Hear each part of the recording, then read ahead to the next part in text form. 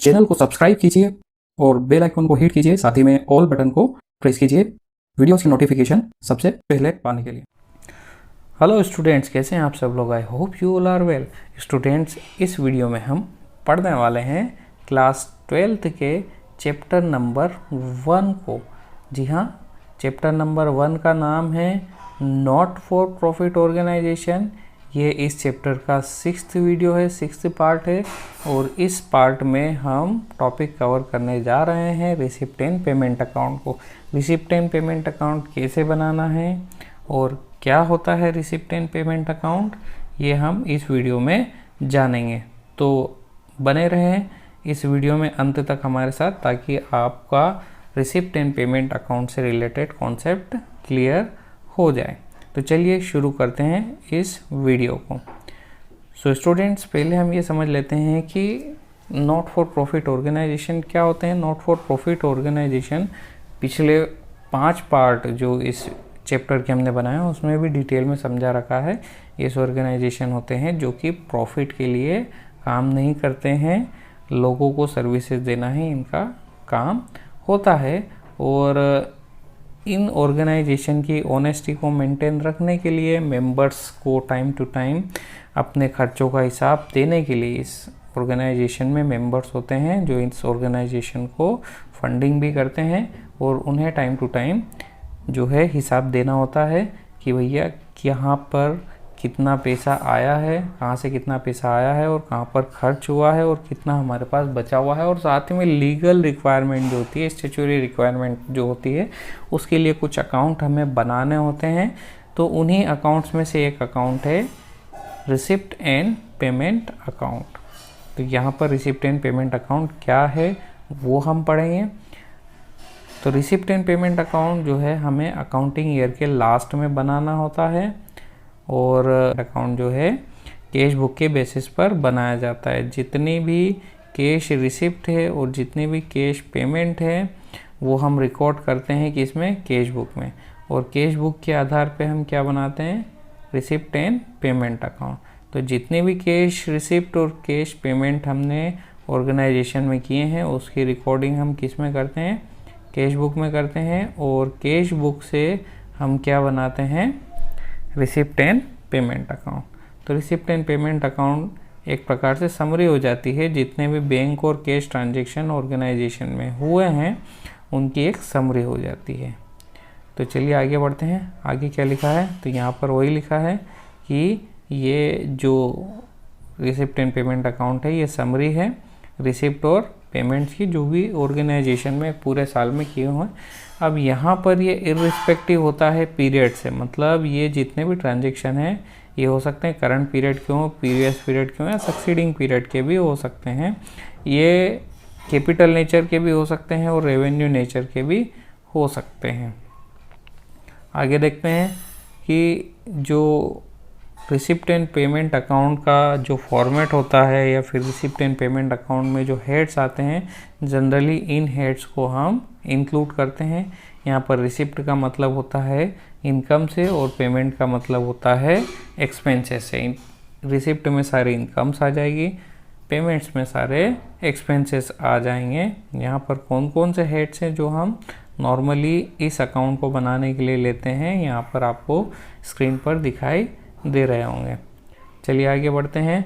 अब हम देखते हैं इसके फॉर्मेट को। रिसिप्ट एंड पेमेंट अकाउंट का फॉर्मेट कुछ इस प्रकार से होता है, आप स्क्रीन पर देख सकते हैं। एक जगह हम सारी रिसिप्ट लिखते हैं, उसके अमाउंट लिखते हैं और नीचे उसका टोटल करते हैं। और जो दूसरी साइड होती है वो पेमेंट साइड होती है, इसमें हम सारे खर्चे लिखते हैं, उसके अमाउंट लिखते हैं और उसको नीचे टोटल करते हैं। और यहाँ पर जो ओपनिंग बैलेंस है वो पेमेंट रिसिप्ट साइड में लिखते हैं। रिसिप्ट साइड मतलब डेबिट साइड, और जो क्लोजिंग बैलेंस है वो हम लिखते हैं कहाँ पर, वो हम लिखते हैं पेमेंट साइड में, मतलब क्रेडिट साइड में। और अगर हम देखें तो जो बैंक ओवरड्राफ्ट होता है, बैंक ओवरड्राफ्ट को लास्ट में लिखा जाता है डेबिट साइड में, मतलब रिसिप्ट साइड में। चलिए आगे बढ़ते हैं। यहाँ पर कुछ और बातें हम जान लेते हैं रिसिप्ट एंड पेमेंट अकाउंट की, कि रिसिप्ट एंड पेमेंट अकाउंट में किसी भी प्रकार का नॉन कैश आइटम जो है रिकॉर्ड नहीं किया जाता। सारे कैश ट्रांजैक्शन होना चाहिए, भले ही वो बैंक से हो या फिर कैश में हो। ओपनिंग बैलेंस जो है रिसिप्ट साइड में होगी, मतलब डेबिट साइड में होगी, और क्लोजिंग बैलेंस पेमेंट साइड में होगा, ये हम आपको बता चुके हैं। और यहाँ पर हम ओवरड्राफ्ट के बारे में भी डिस्कस कर चुके हैं कि वो रिसिप्ट साइड में नीचे लिखा हुआ होता है। चलिए आगे बढ़ते हैं। अब यहाँ पर हम आपको पहले ही बता चुके हैं कि जो कैश बुक है उसी के बेसिस पे हम रिसिप्ट एंड पेमेंट अकाउंट को बनाते हैं। मतलब कैश बुक बेस है रिसिप्ट एंड पेमेंट अकाउंट का। कैश बुक की जो डेबिट साइड होती है उस डेबिट साइड में हम एंट्री करते हैं सारी रिसिप्ट की, और वही डेबिट साइड का अमाउंट हम ट्रांसफ़र करते हैं रिसिप्ट एंड पेमेंट अकाउंट के रिसिप्ट साइड में। और कैश बुक की जो क्रेडिट साइड होती है उसमें सारे पेमेंट्स को हम इंक्लूड करते हैं, और यहाँ पर हम इसे ट्रांसफ़र करते हैं पेमेंट साइड में। जो रिसिप्ट एंड पेमेंट अकाउंट का जो पेमेंट साइड है वहाँ पर इसे ट्रांसफ़र करते हैं।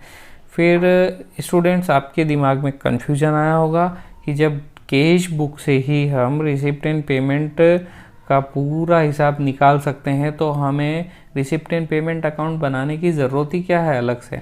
तो हम आपको यहाँ बता दें कि कैश बुक में हम जो है डे वाइज जो है ट्रांजेक्शन्स की एंट्री करते हैं, जबकि यहाँ पर अगर हम देखें तो जो रिसिप्ट एंड पेमेंट अकाउंट है यहाँ पर डे वाइज एंट्री तो हम करते हैं, बट यहाँ पर हम जो है एक आइटम का टोटल जो है कितनी बार ट्रांजैक्शन हुआ उसको एग्रीगेट करके उसकी एंट्री करते हैं। यहाँ पर एग्रीगेशन नहीं मिलेगा, यहाँ पर जो है एक ही आइटम आपको बार बार देखने को भी मिल सकता है। जैसे कि अगर हम आपको यहाँ पर बताएं कि इस अमाउंट में अगर आप देखें कैश बुक में, तो आपको यहाँ पर इंट्रेंस फीस एक बार और दो बार अलग अलग दिखाई दे रही है, but receipt and payment account में ये एक ही बार रिकॉर्ड होता है जो कि इन दोनों का टोटल होगा।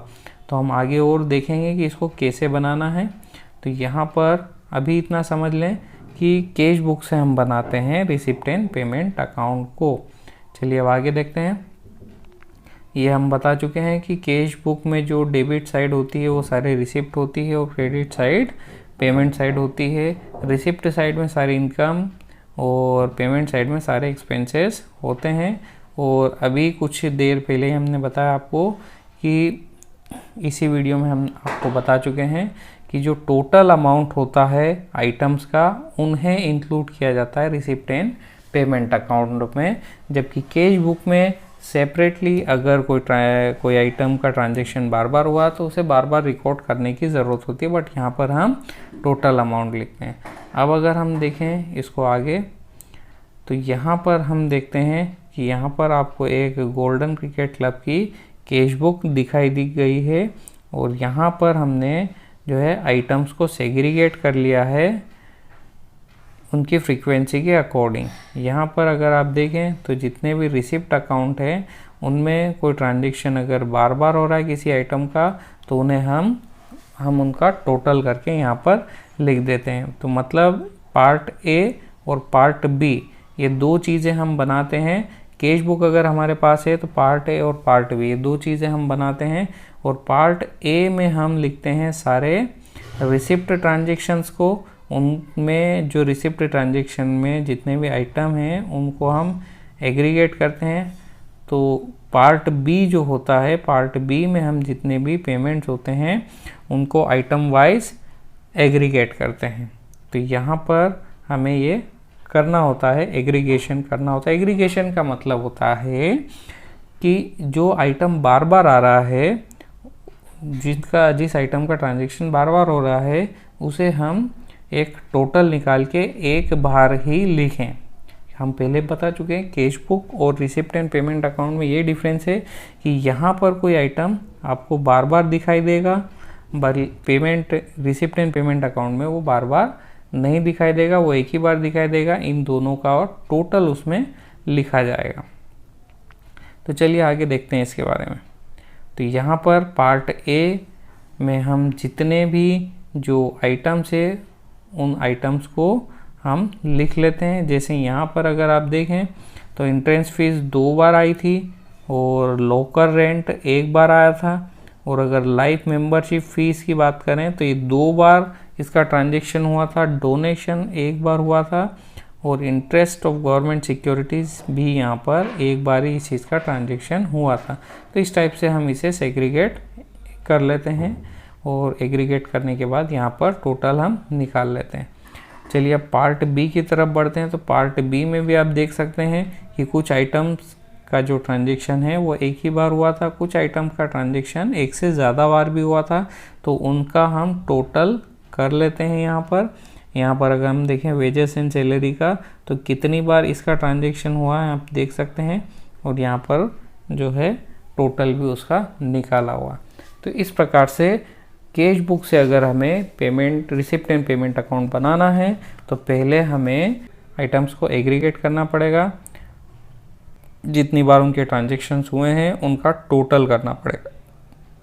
अब अगर हम यहाँ पर देखें तो आपको दिखाई दे रहा है एक रिसिप्ट एंड पेमेंट अकाउंट जो कि उसी ग्लोबल क्रिकेट क्लब का है। यहाँ पर आप देख सकते हैं कि यहाँ पर हम अगर देखें तो जो एंट्रेंस फीस है वो उसका टोटल लिखा हुआ है। लाइफ मेंबरशिप फीस जो है उसका भी यहाँ पर आपको टोटल दिखाई देगा।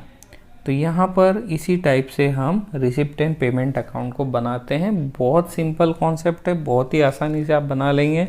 2-4 एग्जाम्पल अगर आप सॉल्व कर लेंगे तो आपको बहुत ही आसानी से ये समझ में आ भी जाएगा और बहुत ही आसानी से बनाना। तो आप ट्राई कीजिए, आपकी बुक में जो एग्जाम्पल दिए हुए हैं उन्हें आप ट्राई कर सकते हैं। स्टूडेंट्स, आई होप आपको ये समझ में आ गया होगा कि रिसिप्ट एंड अकाउंट कैसे बनाना है, किस बेसिस पर ये बनाया जाता है और रिसिप्ट एंड पेमेंट अकाउंट होता क्या है। ये सारी चीज़ें आई होप आपको समझ में आ गई होगी। स्टूडेंट्स, अगर आप इस वीडियो को YouTube पर देख रहे हैं तो आप हमारी चैनल को सब्सक्राइब कर सकते हैं। साथ ही में आप बेल आइकन को हिट करके और ऑल के बटन को प्रेस कर सकते हैं ताकि समय पर आपको हमारे YouTube वीडियोस के नोटिफिकेशन मिल जाए। उसके साथ ही अगर आपको ये वीडियो अच्छा लगता है तो आप इसे लाइक कर सकते हैं, अपने दोस्तों के साथ इसे शेयर कर सकते हैं। अगर कोई सवाल या सुझाव हो तो आप नीचे कमेंट बॉक्स में हमें कमेंट भी कर सकते हैं। अगर ये वीडियो आप इंस्टाग्राम पर देख रहे हैं तो हमारे इंस्टाग्राम हैंडल को फॉलो कर सकते हैं। अगर ये वीडियो आप फेसबुक पर देख रहे हैं तो आप हमारे फेसबुक पेज को लाइक कर सकते हैं। स्टूडेंट्स, इस वीडियो के लिए बस इतना ही। हम मिलते हैं आपसे अगले वीडियो में, तब तक के लिए जय हिंद, जय भारत।